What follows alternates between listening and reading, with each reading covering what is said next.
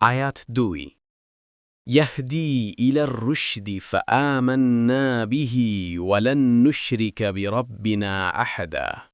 অনুবাদ: যা সত্যের দিকে হেদায়েত করে, ফলে আমরা এতে ঈমান এনেছি, আর আমরা কখনো আমাদের রবের সাথে কাউকে শরিক করব না। আয়াত ৩ ওয়ান্নাহু তাআলা জাদ্দু রব্বিনা মাত্তাখাযা সাহিবাতান ওয়ালা ওয়ালাদা।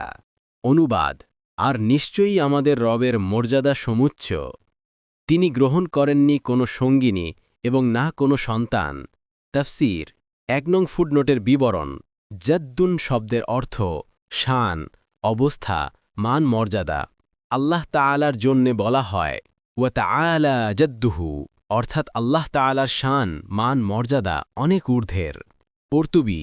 আয়াত ৪ ওয়ান্নাহু কানা ইয়াকুলু সাফীহুনা আলাল্লাহি শাতাতা। অনুবাদ: এও যে আমাদের মধ্যকার নির্বোধেরা আল্লাহ সম্বন্ধে খুবই অবান্তর উক্তি করত।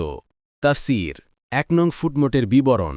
শাতাতন শব্দের অর্থ অবান্তর কথা, অতি অন্যায় ও জুলম। উদ্দেশ্য এই যে মুমিন জিনরা এ পর্যন্ত কুফর ও শিরকে লিপ্ত থাকার অজুহাত বর্ণনা করে বলেছে, আমাদের সম্প্রদায়ের নির্বোধেরা আল্লাহ তাআলার শানে অবান্তর কথাবার্তা বলত, অথচ আমরা মনে করতাম না যে কোনো মানব অথবা জিন আল্লাহ তাআলা সম্পর্কে মিথ্যা কথা বলতে পারে। তাই বোকাদের কথায় আমরা আজ পর্যন্ত কুফর ও শিরকে লিপ্ত ছিলাম। এখন কোরআন শুনে আমাদের চক্ষু খুলেছে। ফতহুল কদির।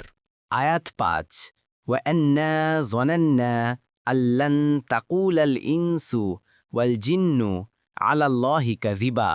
অনুবাদ: অথচ আমরা মনে করতাম মানুষ এবং জিন আল্লাহ সম্পর্কে কখনো মিথ্যা বলবে না।